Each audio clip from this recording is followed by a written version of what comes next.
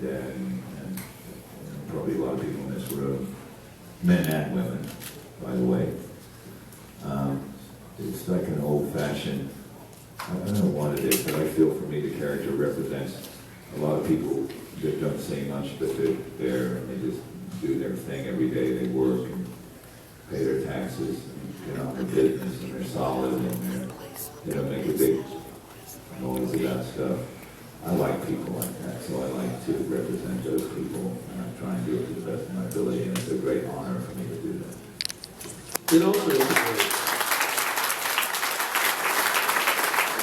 I think it integrates itself into the way that, you know, that he does the job that he does. You know, because if you watch Robert in the scenes, I guarantee you, Robert will be the one that moves the least and will be the most focused, you know, in any given scene. I mean, you get a lot of like guest stars coming in, like, and I'm sure, you know, Brian can like talk to this like a great deal more than I can, that have a lot of different acting styles, like that, and then a lot of them are more flamboyant, or they're trying to draw attention to themselves, trying to do things like that to get more camera time, like that, or get the focus on them, and they haven't learned that stillness, that focus is what it is that really, you know, draws the viewer's eyes, it seems to me. That's absolutely right. There's a new style of acting, I think it's called authenticity. It's you telling the truth. Don't act. Just be.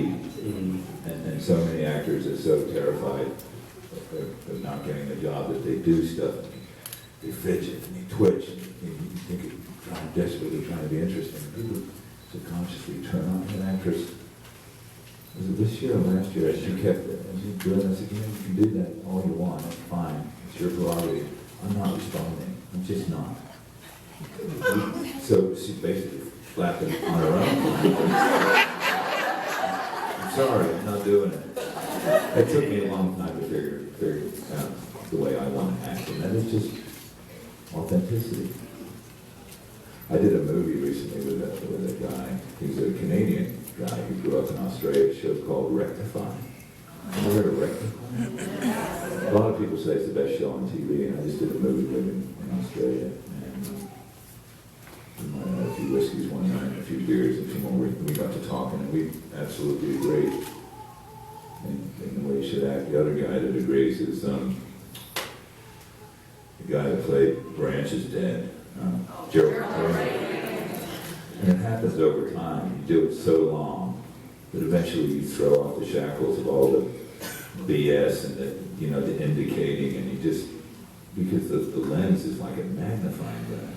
It'll look into your soul. You just got to make sure your soul's ready to be looked at. That's all. You know, the rest will take care of itself. But trusting that is what most actors find hard to do. It's just to trust it and just say the words and mean them and just be there. It's simplicity, like most things in life. Simplicity is hard to achieve. And that's what you have to strive for, in my view. Yeah. I just wanted to make a comment about the scene where Barlow comes to the cabin. Careful. There might be people here who haven't. No, it's the end of season 4.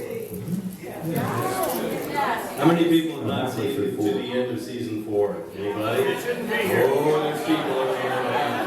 That would be a horrible thing for you to give away. Okay. The scene where you could just, there's not a lot of dialogue in some places, but you can just feel the intensity of you're trying to figure out what he's doing here, and he's thinking all the time about what he's gonna do, and it was just one of those great scenes. Yeah, it was for us too. It was, I don't know if you did that one, Brian. No, I did. Chris Chulak is a master director. It was 12 or 15 page scene, and once again, apropos what I was saying, like a lot of people will move cameras and sliders and rails and tracks and dolly, whatever. And sometimes, a slow move is nice, but and there's all this gratuitous movement that the actors will do to try and make sense. And what is far more interesting is to do nothing. And if the words are good, if the story makes sense, because oftentimes when people say, oh, the acting's really good in the show, what they're saying, they don't realize what they're saying is the writing is really good. If the story captures your imagination and carries the audience, and obviously you along, that's what makes it compelling. Oh, and what it was for us, and you know, and I just, for me, all I had to do was think what I had to think. And Gerald, who I just adore and love working with, a magnificent actor and a magnificent guy. We were the same. We were totally in that scene together. And if you get two actors that decide to be in the scene, rather than competing, and that happens, trying to win the scene or mess the other person up, that happens all the time. If you let that go and just be in the scene, then the scene exponentially becomes better, especially if the run's good. But that scene was special for us, and I'm glad you enjoyed it. Does your sense of decency want to bring fur closer to give fur more support? And there's a strict code in that?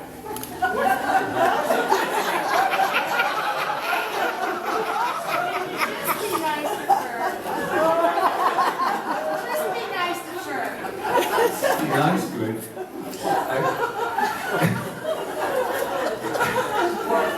Adam Barley is one of my best friends. I'm the only one that keeps him out of jail. Oh, yeah. I love that guy. But you know, Adam's funny because he will say, he'll complain that, I don't want my character to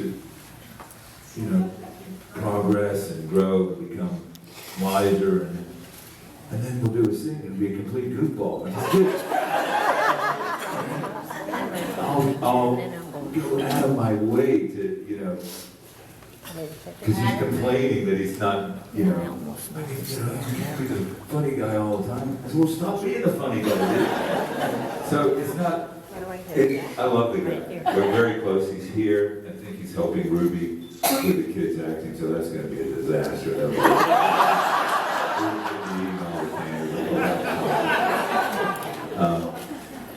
Be nice to him, yeah. What about Mice and Men? Did you know Mice and Men Yeah. before that? Oh, I do Steinbeck. Oh, Yeah. of course, yeah. Absolutely. Oh, yeah.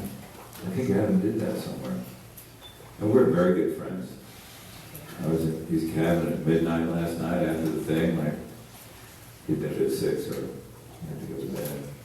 But no, we're very close. He seems a Very little defensive, doesn't he? Like he got caught kicking the puppy or something.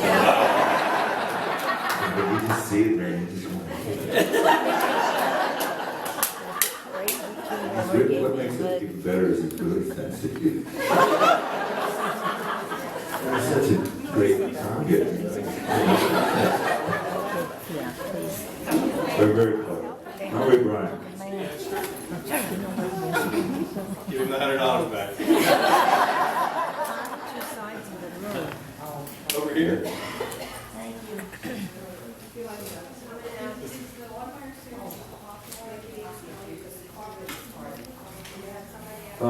More and more. But there's people I know in Australia that this is how it's different. They don't even know I'm an actor. I think I'm a farmer or something. Got some land, I'm growing stuff. They're not close friends, obviously. My mom still wonders when I'm going to get a real job. And I said for a couple of years, this is a nice place you live. Which is this the top story, Mom? Just like the what do they call penthouse? Oh, wow, that's a great view of the ocean, the Pacific. Wow, that's an expensive place. How do you afford it? Oh, I forgot, Mom. I'll get a property officer. Shut up. Yeah?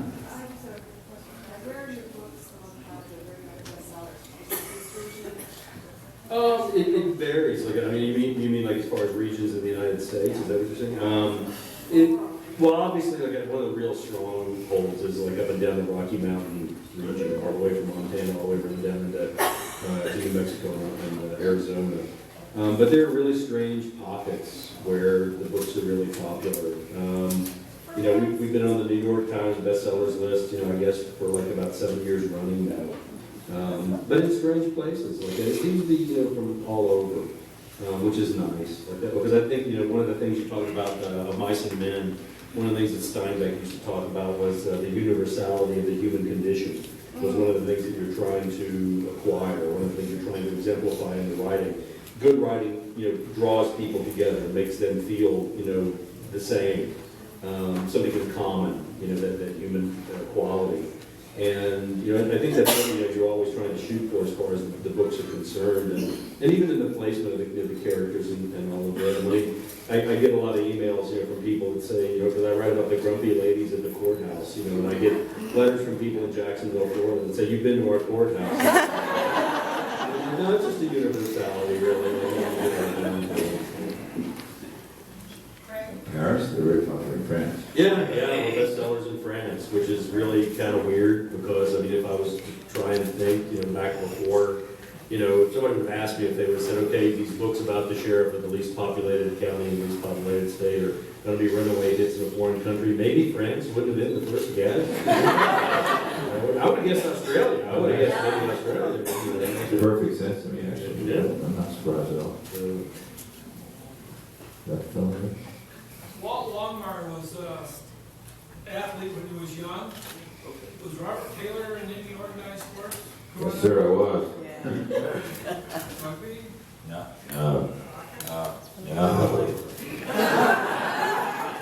I played Australian rules football, which is a game, they play rugby in Australia and they play a bit of soccer.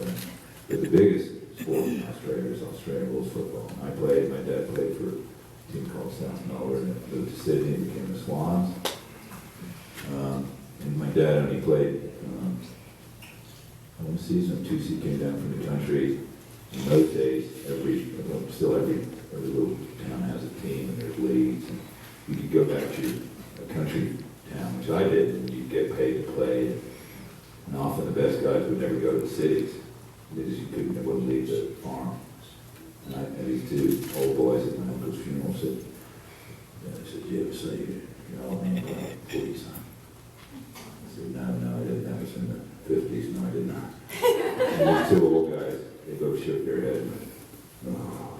My dad had a bit of a reputation as a bit of a knuckleman. He played 2 seasons. And, peak.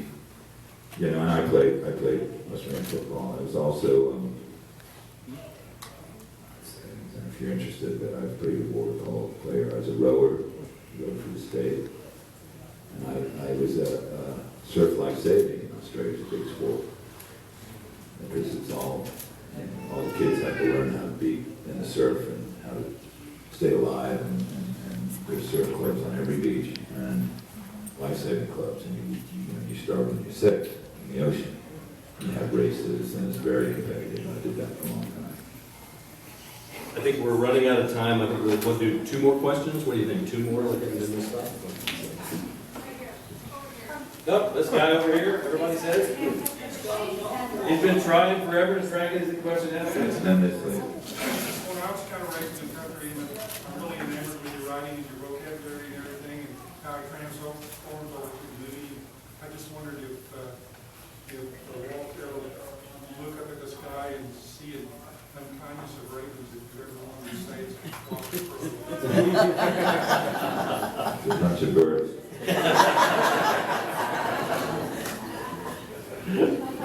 Well, that kind of hits on something that that does it very near and dear to my heart. I have to admit, whenever I'm teaching classes in writing, I'm always telling students that if you write something and it sounds like something that you've read before, guess what, you did. And that's kind of like the most feared. My first reader is Judy. Judy reads my books back to me aloud. When we're laying there in bed out there at the ranch, the worst thing that can happen is that I fall asleep while she's reading. That tells me there's something dreadfully wrong with that scene. And then, It's not actually the worst thing that could happen. It's really good to you. but the most feared words at the ranch are, is there another way to say this? And she'll use that on me periodically. the example I always use is the red hot gun barrel swung around under the looming mountains. You know, it doesn't, the gun barrel is always red hot, the mountains are always looming. And so one of your jobs as an author is to try and find other words to say what it is that you want to say. And I'll tell you what, some of the worst offenders that are on the face of the earth are the script writers like that, because we get the descriptives that they put in there sometimes, and they're in a hurry. They're just trying to get across the idea of, you know, what it is that they're trying to. You're never going to see it. You're never going to hear it. All it is just a physical description to give you. But I've seen the red hot gun barrel swing around under the looming mountains numerous times on some of those scripts. Like I sometimes feel like circling them and writing them back and go, "Can you do something better than this?" I know what kind of response I would get. The last person is So Lynn. AMC has a show at first, and now it's on Netflix. You know, we were all very concerned that it was going to continue on. Boy, you were. Robert and I. But is there going to be a season 6? Yeah, we got to get 6 out of the first. What do you think, Ron? We won't even release till September, and so they won't even start asking themselves the question until October. Well, yes and no. So what do we But have I to do, do? my answer is, I think there will be a season 6. Yeah, I do too.